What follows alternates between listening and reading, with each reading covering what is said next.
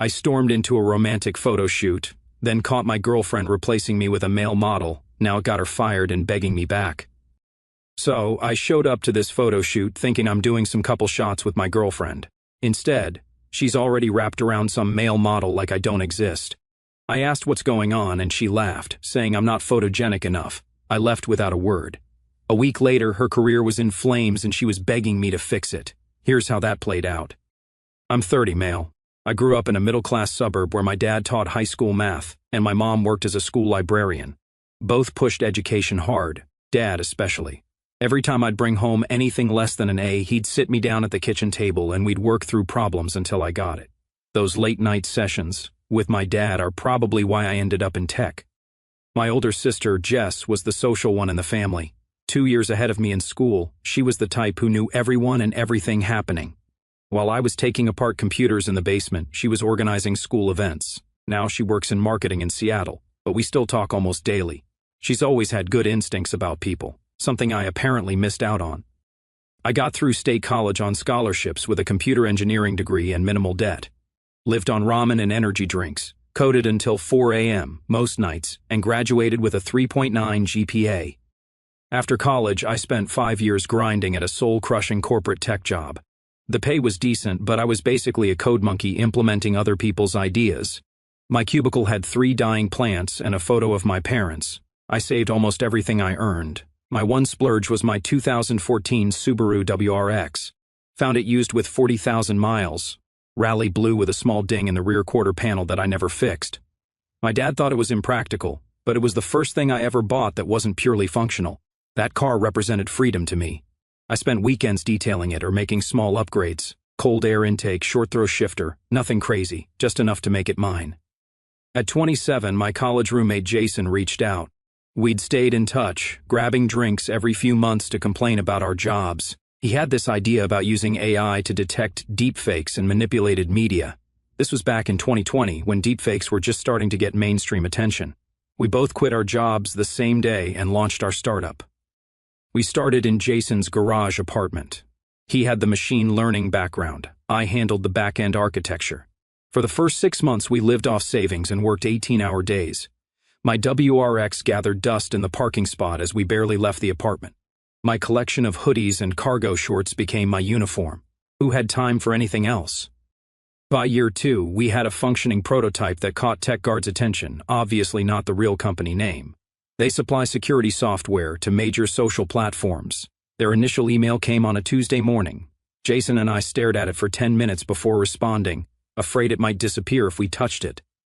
I met Leah, 29, female, at a networking event when our TechGuard negotiations were just starting. She was way out of my league, that Instagram perfect type who takes 3 hours getting ready. She worked as lead event planner for Apex Hotels, coordinating their executive retreats and corporate events. The kind of job where knowing the right people matters more than actual skills. She'd casually drop names of semi-famous people she'd met through work like it was nothing. Oh, when I handled the tech conference last month, Elon's people were so demanding about the room setup, that kind of thing. When she approached me at the bar, I honestly thought she was looking for someone standing behind me. Our first conversation was about the appetizers. She laughed at my jokes, seemed interested in my work, and asked for my number before leaving. Our first date was at this upscale place downtown where the menu didn't have prices. Within a month, we were officially together, and I kept waiting for her to realize she'd made a mistake.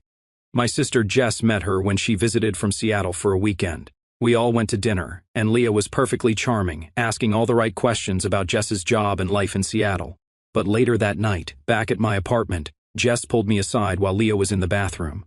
"That girl is as fake as her eyelashes, Finn," she said in that blunt way only siblings can get away with. I brushed it off as girl drama. "You've spent like 3 hours with her, Jess. She's just polished. Not everyone is as laid back as you." Jess gave me that look, the same one she gave me when I was 16 and about to sneak out to a party that got busted by cops an hour later. "Just watch how she talks about you to other people. Trust me on this." Classic mistake, not listening to my sister. She's been right about every girlfriend I've had since high school. After 2 years together, the red flags were practically neon. She'd introduce me with qualifiers. "This is Finn. He's really smart with computers," like she needed to justify dating someone who didn't match her usual type. At dinner with her friends, all equally polished women with equally polished boyfriends. She'd steer conversations away from my work, saying things like, "Let's not bore everyone with tech talk." She'd constantly suggest improvements. Clothes I couldn't afford, $120 haircuts, personal trainers. "This shirt would look amazing on you," she'd say, holding up something that cost more than my car payment. When I'd say no, she'd sigh and say, "Well, I'm just trying to help. Some guys actually care about looking good for their girlfriends." The digs were always just subtle enough that I couldn't call them out without sounding sensitive. "That shirt looks better on you than most things you wear." Or, "Your friend Ryan cleans up so well. You could learn from him." Each comment got under my skin, but I brushed it off. Meanwhile, our startup hit critical milestones. Jason and I were pulling 16-hour days trying to finalize the algorithm that would secure the full acquisition payment. The algorithm needed to detect manipulated media with at least 92% accuracy to meet TechGuard's contract requirements. We were stuck at 79%, and I was losing sleep trying to solve it. Our office fridge contained nothing but energy drinks and leftover takeout. My desk was covered in handwritten notes and empty protein bar wrappers. I kept a change of clothes at the office for the nights I didn't make it home. My WRX sat neglected in the parking garage. I hadn't even driven it in weeks. Once when I finally did, it had a layer of dust so thick I could write my name on the hood. Leah's patience with my schedule was wearing thin. I didn't sign up to date a ghost. She'd snap when I'd cancel plans. My ex never put his job before me. I kept thinking it would get better once the acquisition was complete. My parents noticed the change in me during our weekly video calls. "You look tired, honey," Mom would say, that worry crease between her eyebrows deepening. Dad was more direct. "Son, is this woman worth what she's putting you through?" I defended her every time. "She's just ambitious like me. She understands the hustle." But even as I said it, I wondered if that was true. She understood her hustle. Mine was just an inconvenience. Friday night, Leah mentioned her friend Amber needed help with her photography portfolio. We were at her place. I was half listening, scrolling through code on my laptop while she talked. "She's building her wedding photography business. She needs couple shots for her website. Saturday at Riverside Park, 2 p.m. I looked up, finally processing what she was saying. This Saturday, Jason and I were planning to tackle the reference dataset issues. We were so close to a breakthrough. Leah's face hardened in that way I'd come to recognize. "We haven't done anything together in 3 weeks, Finn. It's a few hours of your precious time." The irony of her complaining about my work hours when she regularly put in 60-hour weeks herself wasn't lost on me, but I was tired of fighting. Tired of the cold shoulder and passive-aggressive comments that would follow if I said no. "Fine," I said, closing my laptop. "I'll meet you there at 2. She smiled, instantly warming. "Perfect. Wear that blue button-down I got you for your birthday. It actually fits you properly." Saturday. I texted Jason to start without me, then spent more time than usual getting ready, showered, shaved, put on the blue shirt, even added the cologne Leah had given me. I stopped for coffee on the way, her specific order that required 5 modifications and took the barista 2 tries to get right. As I approached the park's stone bridge where we'd agreed to meet, I spotted Amber setting up her camera equipment. Then I saw Leah. She was with some guy I'd never seen before. Not just with him, wrapped around him, her arms over his shoulders, his hands on her waist, faces inches apart as Amber directed them. The guy looked straight out of GQ, perfect stubble, trendy haircut, obvious gym rat. He wore an expensive jacket I recognized because Leah had shown me the same one online 2 weeks ago, suggesting I invest in my appearance. I stood there, coffee in hand, watching this bizarre scene unfold like I was having an out-of-body experience. Leah spotted me and whispered something to the model. He nodded and stepped away, checking his watch like he had somewhere more important to be. She walked over, that practiced smile on her face. "Hey, you made it," she said, taking the coffee from my hand without a thank you. I noticed she was wearing the earrings I'd given her for our anniversary. The cognitive dissonance was dizzying. "Who's that?" I asked, nodding toward the model who was now checking his phone with practiced disinterest. "Oh, that's Eric. He's helping with the shoot. And you didn't think to mention this?" She rolled her eyes and sipped her coffee. "Come on, Finn. These photos need to look high-end. Amber's trying to book wealthy clients." She gestured vaguely at my entire existence. "You're not exactly photogenic. Too ugly for the camera." I was still processing when Leah sighed with theatrical patience. "It's not personal. It's business. Look at Eric and then look at yourself. Which one would help Amber get more clients?" She smirked slightly. I mean, those startup hoodies and cargo shorts aren't exactly screaming dream wedding, are they? The fact that I wasn't even wearing a hoodie or cargo shorts, I was wearing the exact shirt she'd asked me to wear, made the comment even more cutting. Then she actually patted my arm like I was a child. "You can wait at the coffee shop across the street if you want. We'll only be another hour or so, or you can head back to your coding thing with Jason.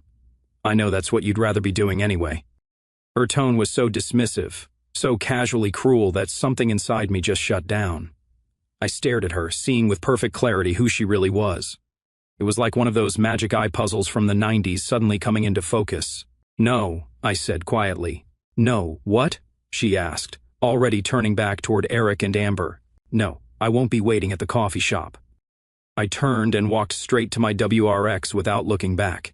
Behind me, Leah called out something, but the words didn't register, just background noise, like the traffic on the nearby street or the kids laughing on the playground. I fired up the boxer engine that she always complained was too loud and obnoxious and drove off. No squealing tires, no dramatic exit, just a calm, deliberate departure. On the drive home, I felt eerily calm, like I'd been given an emotional anesthetic. My brain kept replaying moments from our relationship with new clarity, all the times she'd compared me to other men, suggested improvements, or seemed embarrassed to introduce me to her coworkers. A memory surfaced. 3 months into dating, we ran into my old college friend Dave at a restaurant.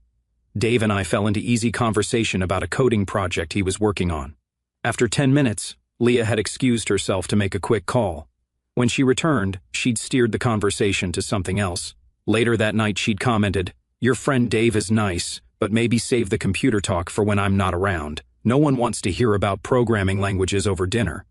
At the time I'd felt slightly embarrassed, like I'd broken some social code.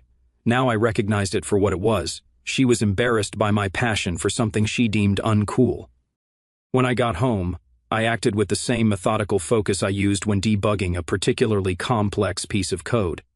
I blocked Leah's number, removed her from all social media, and changed the security code to my apartment building.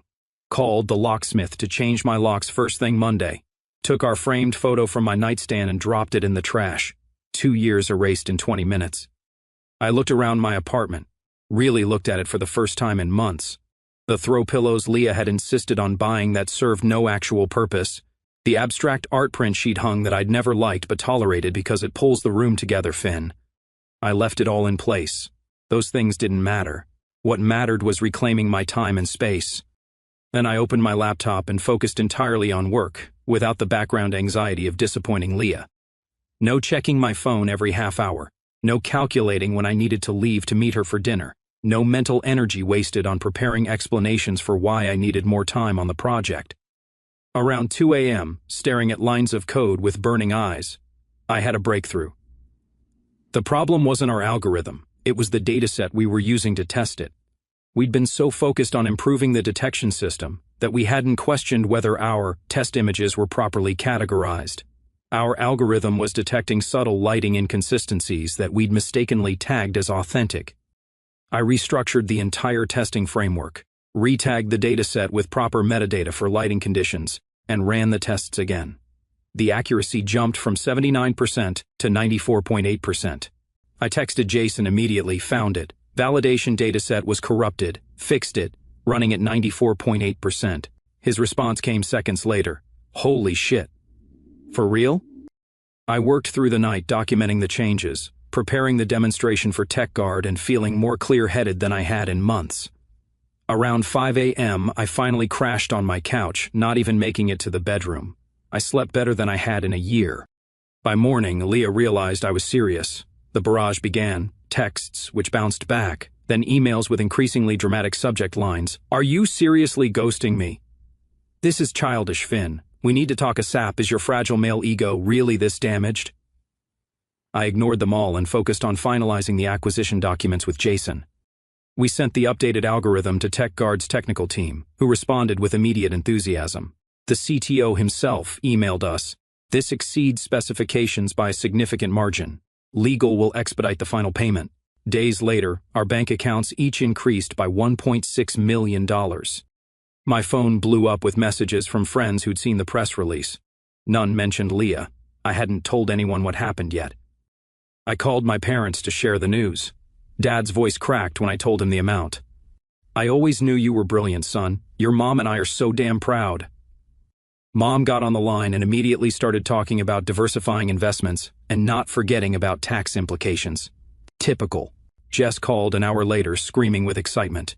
Holy crap, my little brother's a millionaire. I want a Tesla for Christmas. I laughed for what felt like the first time in ages. What about a nice Subaru instead? I hear they're very practical. Seriously though, she said, her voice softening. I am so proud of you. You and Jason deserve this. You worked your asses off. I almost told her about Leah then, but held back. It could wait. On day 3, Leah showed up at my apartment building. Marcus, the security guard I'd befriended with weekly coffee deliveries for the building staff, called up to warn me. There's a woman here insisting she needs to see you immediately. Says her name is Leah, claims it's an emergency. Don't let her up, I replied. She's not welcome. You got it, he said, then added, she's making quite a scene. Should I call the police? Give her one warning. If she doesn't leave, then yes. I watched from my window as Leah's white Audi sat in the visitors' parking lot for almost an hour before finally driving away. Marcus called up later to fill me in. Apparently she tried to convince him she'd left vital medication in my apartment. Marcus, who had seen her come and go for 2 years without any mention of medical issues, didn't buy it. The building manager later told me she'd tried crying her way past security, then switched to threats about calling her attorney cousin when that didn't work. They eventually had to threaten police involvement before she left. On day 4, Leah's best friend Megan accidentally ran into me at my regular coffee shop. I saw her enter, scan the room, then put on a surprised face when she spotted me. Megan and I had always gotten along fine, but I knew her loyalty was to Leah. Finn, what a coincidence. She slid into the chair across from me, uninvited. We've all been so worried. Leah is absolutely devastated. There must have been some huge misunderstanding. I closed my laptop and looked directly at her. There was no misunderstanding. She was perfectly clear about how she sees me. But that's not... Have a good day, Megan. I gathered my things and left, ignoring her calls to wait. As I walked to my car, my phone buzzed with a text from Jason. TechGuard wants to meet tomorrow to discuss next steps. You in? Absolutely, I replied. By the way, I broke up with Leah. 3 dots appeared immediately. Finally, she was awful. Call me later. That simple validation from my best friend meant more than he probably realized. On day 5, I received a call from Leah's father, Richard. I almost declined it, but curiosity won. Finn, his tone was clipped, professional. I understand there's been some situation between you and my daughter. That's correct, I replied, matching his business-like tone. Leah is quite upset. She says you've completely cut contact without explanation after some photography session misunderstanding. I laughed, despite myself. Is that what she told you? Did she mention replacing me with a model because I wasn't attractive enough for her friend's portfolio? Did she mention telling me to wait at a coffee shop while she posed with him because I'm not what brides are looking for? Silence on the line. Then, that's not the version I heard. I'm not surprised. She said you overreacted to her helping a friend with professional photos. Richard, with all due respect, does that sound rational? I just closed a multi-million-dollar acquisition deal. Do you really think I'd storm off over nothing? Multi-million? The surprise in his voice told me everything. Leah mentioned your startup was doing okay, but implied it was a small operation. TechGuard acquired our technology for $3.2 million. The deal closed this week. Another long silence. I see. Your daughter made her opinion of me very clear. I've simply chosen to believe her and move on. I understand, he said carefully. For what it's worth, she's always had her mother's superficial tendencies. I had hoped she'd outgrown them. I had nothing to add to that. We exchanged curt goodbyes. 20 minutes later, I received an email from Amber. Finn, Leah doesn't know I'm sending these. I'm horrified by what happened. I never would have agreed to this if I'd known the situation. I'm so sorry. Attached were dozens of photos from the park shoot. Most were standard portfolio shots of Leah and Eric, but there was a series at the end that made my blood run cold. Amber had captured my arrival, the moment Leah spotted me, her pulling me aside, and, most damning, her expression as she delivered the not camera material speech. The final shots showed my face going completely blank as I turned to walk away, with Leah rolling her eyes behind me. I downloaded the photos, then replied, "Thank you for your honesty." That same afternoon, I received a call from a number I didn't recognize. "Hello, is this Finn Patterson?" My name is Diana Reed. I'm the events director at TechGuard. We're finalizing arrangements for the acquisition announcement next month, and I was hoping to speak with you about the press event. I vaguely remembered mentions of a formal announcement in our contract. Of course. How can I help? We typically do a joint press release with photos of the acquisition team and the founders. We're coordinating with Apex Hotels since they handle most of our corporate events. The coordinator there, Leah Taylor, mentioned she knows you personally. Should we include her in these emails for your convenience? My stomach dropped. I had no idea Leah's company worked with TechGuard. She had never mentioned it. Actually, Ms. Reed, that won't be necessary. Ms. Taylor and I are no longer affiliated. It would be better to keep communications direct between our teams. Oh, Diana paused. That's good to know. Actually, there have been some challenges in our communications with Ms. Taylor recently. She's been quite insistent about handling the event personally. Now things clicked into place. Leah had probably seen this as her big career opportunity, managing an event for a multi-million-dollar acquisition that would get press coverage, and her boyfriend was one of the founders, perfect for her image. Ms. Reed, may I ask if you're satisfied with Apex Hotels as your event partner? Diana's voice dropped slightly. We're considering other options. There have been some professionalism concerns, but nothing's decided yet. After the call ended, I sat staring at my computer, Amber's photos still open on the screen. A plan began to form. The next morning, I met with Jason to prepare our technical presentation for TechGuard's executive team. We needed to demonstrate the algorithm's effectiveness with real-world examples. I have some authentic, unaltered photos we can use, I told him, sending over Amber's files with Leah's face visible. Jason's eyebrows shot up. Dude, is that Leah? What happened? I explained what had happened at the park. Jason had never been Leah's biggest fan, but even he was shocked. That's ice cold, he said, scrolling through the images. Are you sure you want to use these, though? They're perfect test cases for authentic, unaltered images captured in natural lighting with multiple subjects. The algorithm correctly identifies them as 100% genuine. No names will be used, just subject F and subject M. We prepared the demonstration, embedding the park photos alongside other test cases.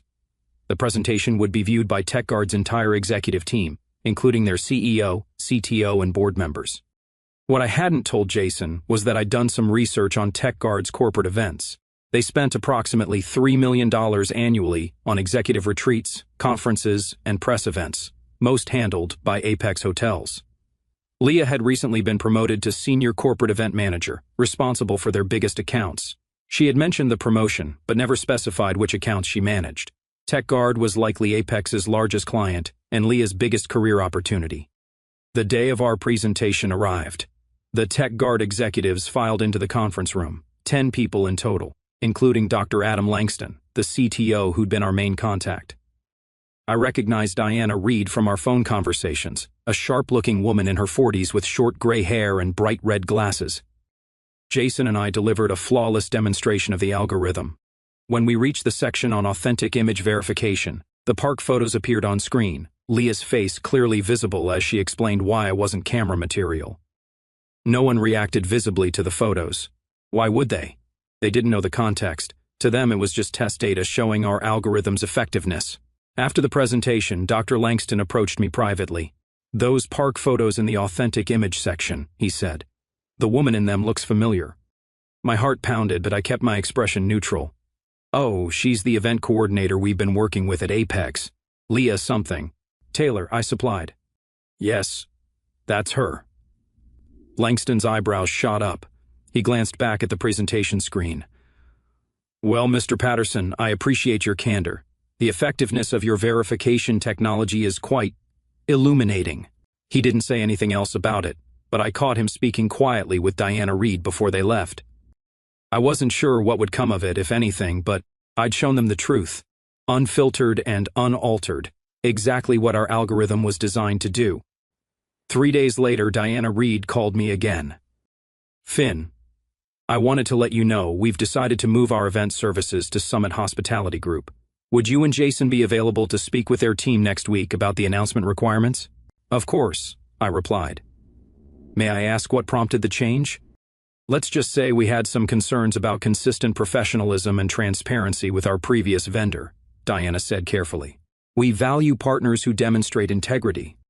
I ended the call with a strange sense of satisfaction.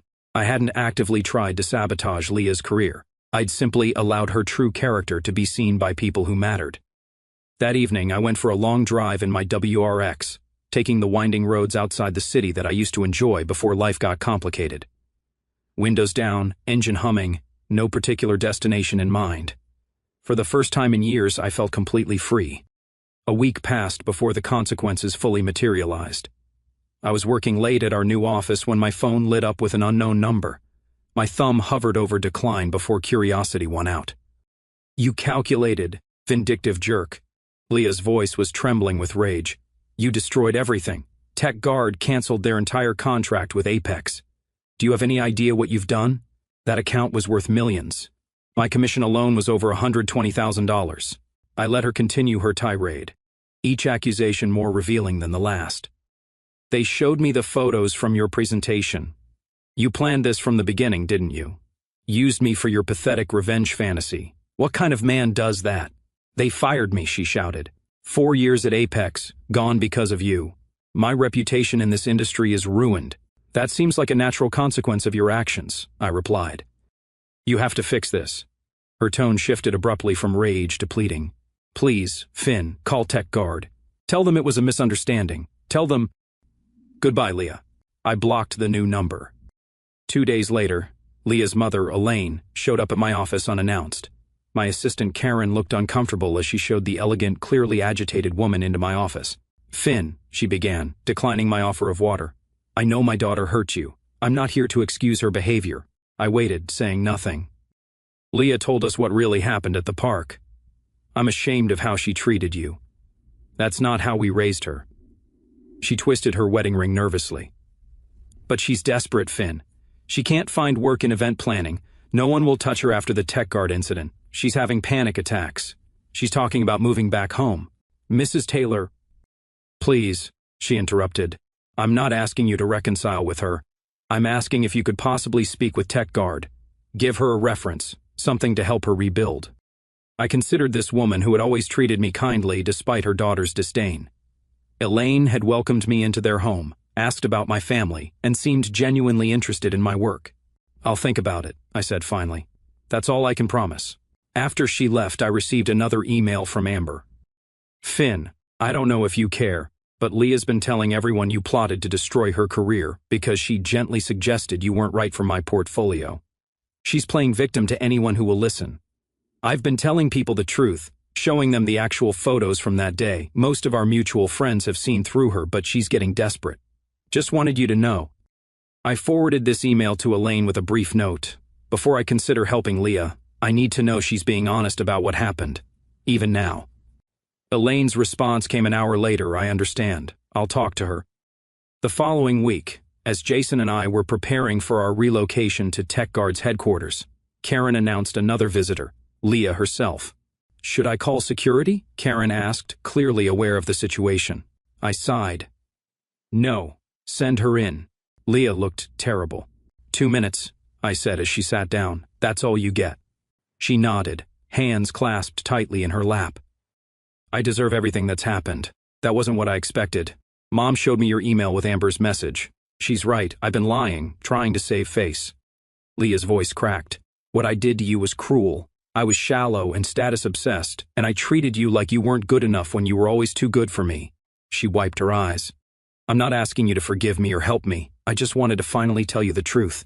I'm sorry, Finn. I'm so sorry." I opened my desk drawer and removed a business card, sliding it across the desk. "Diana Reed at Tech Guard. Call her tomorrow.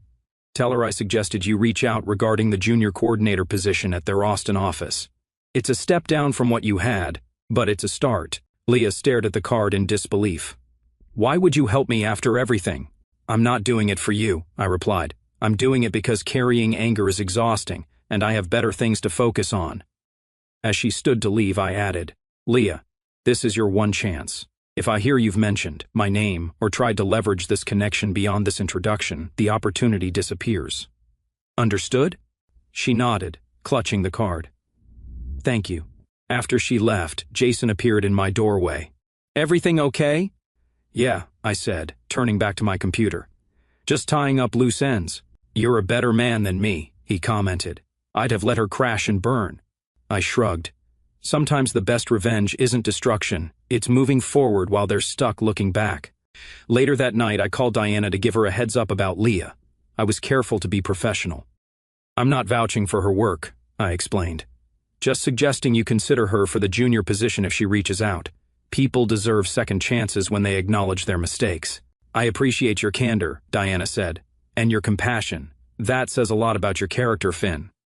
My dad called that weekend, ostensibly to discuss investment strategies but really to check on me. I'd finally told my parents about the breakup. "Your mom's worried about you," he said, which was dad code for, "I'm worried but don't want to say it directly." "I'm good, Dad." "Really?" "You know, when I was teaching, I had this student. Brilliant kid, terrible home life. Every time he'd make progress, his parents would tear him down. Tell him he was getting too big for his britches." Dad cleared his throat. "Some people can't stand to see others succeed. Says more about them than it does about you." "Thanks, Dad," I said, genuinely touched by his awkward attempt at emotional support. "So, about those index funds?" And just like that, we were back to safer territory. 3 months later, I attended a tech conference in San Francisco as a featured speaker. Drove my WRX there because I still refused to sell it, even though I could now afford any car I wanted. I'd finally had it detailed and the ding repaired. The rally blue paint matched perfectly. The valet attendant whistled appreciatively when I pulled up. "Sweet ride, man." WRX, I corrected. 2014, those EJ engines are bulletproof. My brother has one with 200,000 miles still running strong. Inside, the conference was buzzing with activity. Our algorithm had gained significant attention since the acquisition, with several companies already licensing it from TechGuard. 2 years ago, I would have felt completely out of place among these tech bigwigs. My presentation on the ethical implications of deepfake detection technology went perfectly. The room was packed with 300 people, Jason in the front row. The live demonstration drew audible reactions from the crowd, and the applause afterward felt genuine. During Q&A, someone asked a technically impressive question about our algorithm's handling of contextual inconsistencies. As I was answering, my phone buzzed with a text from Karen, Summit Hospitality called. "They're hosting the Innovation Awards and want to know if you're attending."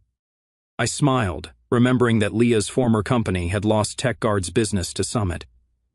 Diana had mentioned that Leah had taken the junior position in Austin and was doing well so far. 6 months later, I moved into a modest house in a quiet neighborhood.